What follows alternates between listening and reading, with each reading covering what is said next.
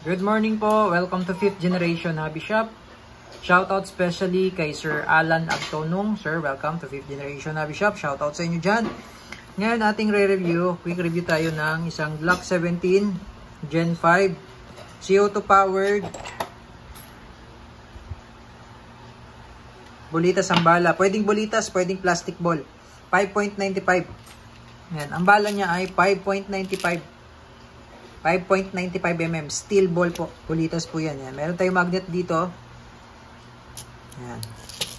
So, dumipikit siya sa magnet. Oh. Yan. 5.95 po yan. So, ito naman po ang 4.5. So, mas maliit po ang 4.5, no? Ito 4.5. Ito 5.95. Ayan yung kaibahan. Yan. 5.95 tsaka 4.5. Yung 4.5, hindi po yan yung bala niya. Ang bala niya ay 5.95. Mas malaki po ang bala nitong ating Glock 17 Gen 5. Yan. So, pwede rin siyang plastic ball. Pwede rin siyang airsoft BBs. Dahil ito po ay airsoft pistol. Pero pwede bulitas dahil CO2 powered. CO2 cartridge 12G lang po ang gagamitin natin na walang thread. Ayan. Ito po yung unit. Kasama na siyang bulitas. 5.95. Ulitin ko po, ang bala niya po ay 5.95. Hindi po siya 4.5. Ang 4.5 po mas maliit kaysa sa 5.95. Ito 4.5, ito 5.95. 4.5 mm in diameter. 5.95 po ang gamit natin. Yan. Ito po siya, Glock 17 Gen 5. Yan, naka-engrave po yung markings niyan sa slide. Yan, oh. Engrave po yan. With serrations. Rear and front serrations po. May rail po siya for flashlight din. Repeater mechanism, CO2 powered po. Ayan. Bali, yung laman po nito ay, check natin. Hindi ako sure eh. Ilan ang laman? 14 capacity po. 14 round po ang laman. Bulitas po ang ilalagay natin mamaya. Yan. Repeater mechanism po yan. Tapos all steel na siya. All steel internals. Yan. Tapos naka-fix barrel. Naka-fix yan. Tingnan nyo po walang alog. Naka-fix barrel. So yung kagandahan dito. Meron siyang safety dito sa ilalim. Ayan, oh. Red for fire. White for safety. Ayan, safe. Yan. Diba yung tunog, no? All steel po yung internals niya. Yan. Makikita nyo naman po, ayun, oh, bakal na bakal po yan, oh. So, wala po siyang plastic dyan. Wala na siyang plastic na nozzle.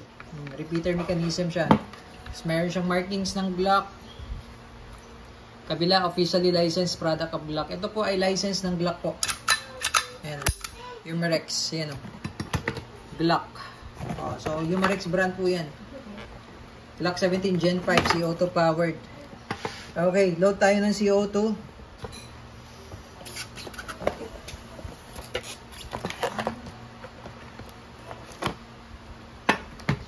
Kasama siyang Allen wrench, silicone oil, at saka maintenance manual, and then instruction manual yan. Officially licensed product of Glock.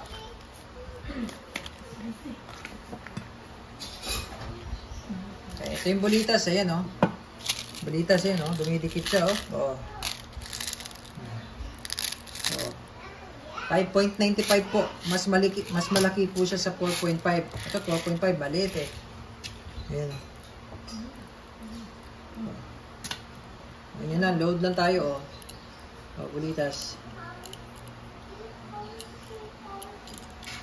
Kahit pupunuin nyo po, walang problema dahil CO2 po siya. Saka steel po ang barrel nito. Steel ang barrel nito. Steel. Okay. So, load tayo CO2.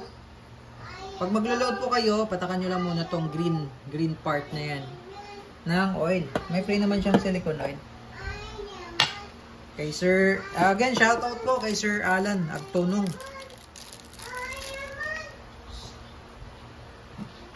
Sir Alan Agtungon. Meron siyang Glock din sa ilalim, sa base pad. Slide nyo lang forward.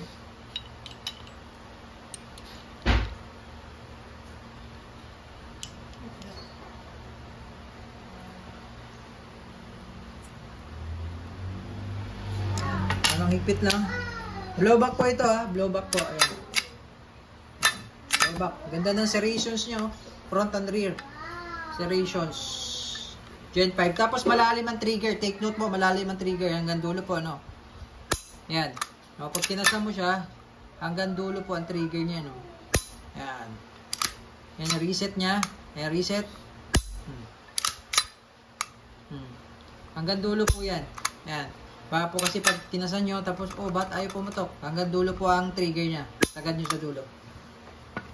Okay, testing. Glock 17 Gen 5. Testing po, Glock 17 Gen 5. Again, shout out kay Sir Alan Agtunong. Bulitas po bala. Ayan, bulitas po. And firing.